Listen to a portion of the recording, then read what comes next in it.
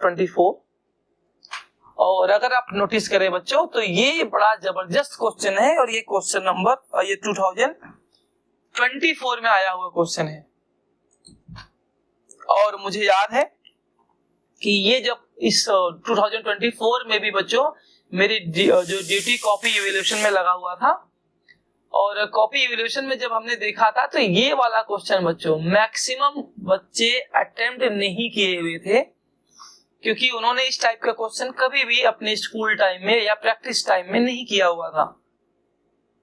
That's why ये question maximum student ने छोड़ दिया है। और इस टाइप के क्वेश्चन वो रिपीट भी कर सकता है, क्योंकि अब बोर्ड को पता है कि ये वाला क्वेश्चन, इस टाइप का क्वेश्चन बच्चे कर ही नहीं पा रहे हैं, तो वो आपके कॉन्सेप्ट को क्लियर कराने के लिए या चेक कराने के लिए वो आपको इस टाइप के क्वेश्चन दे सकता है।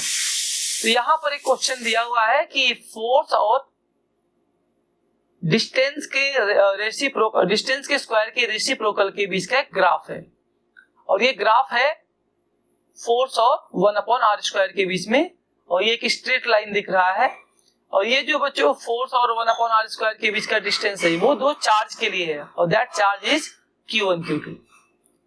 तो जैसे अगर मैं बात करूं कि दो चार्ज Q1 और Q2 के बीच कितना फोर्स अप्लाई होगा, अगर मैं बात करूं तो फोर्स का फॉर्मूला होता है force between Q1 and Q2 1/4πε0 into Q1 Q2 by r²। ये बच्चों फोर्स का फॉर्मूला होता है, ठीक है, अगर दो पॉइंट चार्ज Q1 और Q2 है।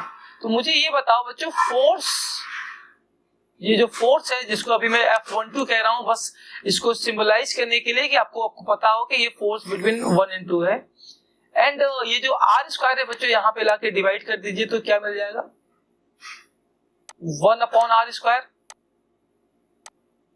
ठीक है, कि वैल्यू कितनी आएगी बच्चों, आंसर ये आएगा 1/4πε0 इंटू Q1 Q2।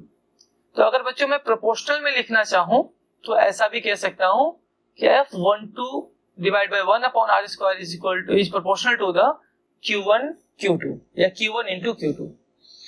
तो आज हमें बच्चों पता है कि जब भी कोई ग्राफ होता है तो उस ग्राफ का y axis divide by x axis हमें देता है उस ग्राफ का स्लोप।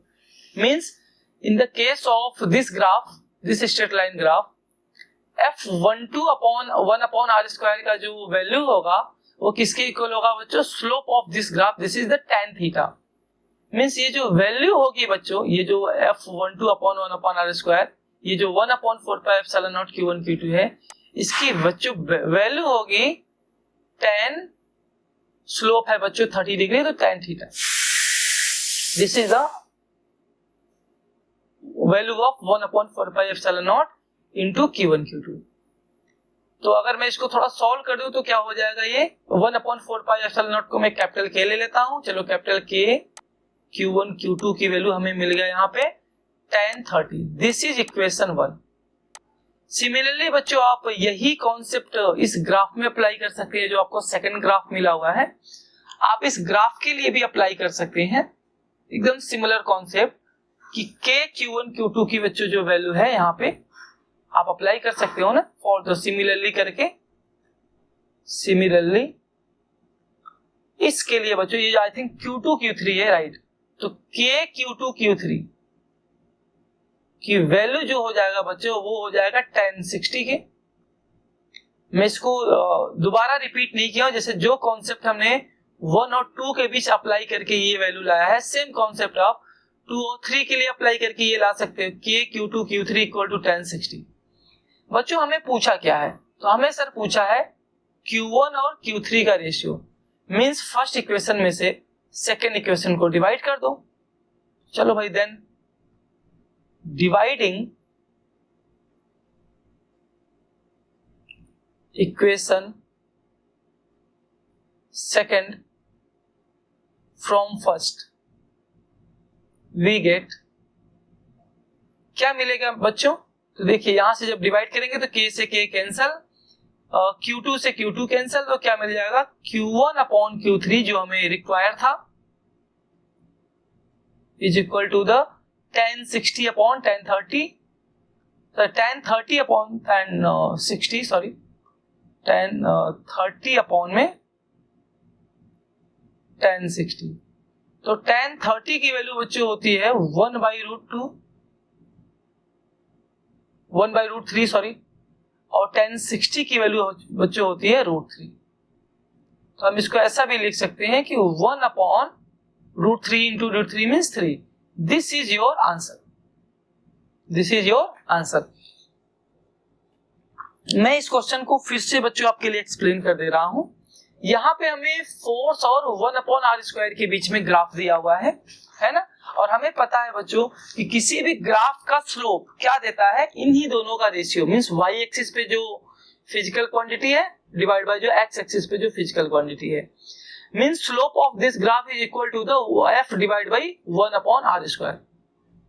ठीक है, तो पहले तो हमें ये पता करना पड़ेगा कि f डिवाइड बाय 1/r² कितना होता है। तो according to Coulomb's law f equal to 1/4πε0 q1 q2 by r²। So f divide by 1/r² की वैल्यू कितनी हो गई, 1/4πε0 into q1 into q2। This is the value of f upon 1/r²। और f upon 1/r² क्या होगा, slope of this graph. Slope of this graph क्या होगा बच्चों, tan 30, मींस ये जो वैल्यू है आपका ये tan 30 के इक्वल आएगा ना। तो हम इस 1/4πε0 को k एज्यूम कर लिए, तो k q1 q2 की वैल्यू कितना हो गया, tan 30। सिमिलरली बच्चों आप इस ग्राफ के लिए भी आप यही अप्लाई कर सकते हो। ये वाला जो ग्राफ है ये q2 और q3 के लिए है। सिमिलरली आप ये कह सकते हो कि k q2 q3 की वैल्यू हो जाएगा tan 60 डिग्री है तो tan 60। दोनों को बच्चों हमने आपस में डिवाइड कर दिया, तो हमें जैसे ही डिवाइड करेंगे तो k से k कैंसिल हो जाएगा, q1 से सॉरी q2 से q2 कैंसिल हो जाएगा, बचेगा q1 अपॉन q3 जो कि हमने लेफ्ट हैंड साइड में लिखा हुआ है, और यहाँ बचेगा tan 30 अपॉन tan 60। सिंपली बच्चों वैल्यू पुट कर दो, क्या आंसर आ जाएगा 1/3। So option number 1 is A is incorrect, B is incorrect, C is incorrect and D is your correct option. ठीक है बच्चों, ऑप्शन नंबर डी आपका करेक्ट ऑप्शन है। और ये बच्चों क्वेश्चन मैक्सिमम बच्चों ने स्किप कर दिया था, छोड़ दिया था। बहुत सिंपल सा कॉन्सेप्ट है, आपको यही समझना है बच्चों कि हमें फोर्स और 1/r के बीच का ग्राफ दिया है, तो f अपॉन 1/r² कितना आता है सर, ये तो होगा 1/4πε0 और प्रोडक्ट ऑफ दियर चार्ज, और ये जो f अपॉन 1/r² है अकॉर्डिंग टू दिस ग्राफ ये किसके इक्वल होगा सर, ये तो स्लोप के इक्वल होगा। स्लोप कितना है tan 30। सिमिलरली इसके लिए भी कर लो, स्लोप कितना है tan 60, और आप सिंपली सॉल्व करके इसको आंसर को इवेल्यूएट कर सकते हैं। आई होप कि बच्चों ये आपको क्वेश्चन कंप्लीटली समझ में आ गया हो। In case of any doubt बच्चों आप इसके रिपीटेड लेक्चर को भी देख सकते हैं after in the live class. जब ये लाइव क्लास खत्म हो जाएगा तो इसके और रिकॉर्डेड लेक्चर अपलोड हो जाएगा, तो वहां से अगर आपको कोई डाउट हो रहा है बच्चों तो उसको आप वहां से रिवाइज कर सकते हो। बट ये सब क्वेश्चन आपको छोड़ना कभी भी नहीं है, इतने इंपॉर्टेंट क्वेश्चन है, इसको आपको छोड़ना नहीं है। तो अगर आपको कोई भी डाउट आ रहा है, कोई भी कॉन्सेप्ट आपका वीक है, तो आप इसको 2 बार 3 बार रिवाइज कर सकते हैं, बट ये सब क्वेश्चन को आपको समझना ही पड़ेगा। बिना इस क्वेश्चन के बच्चों आप प्रॉब्लम में आ जाएंगे अपने बोर्ड एग्जाम के लिए या अपने प्री बोर्ड एग्जाम के लिए।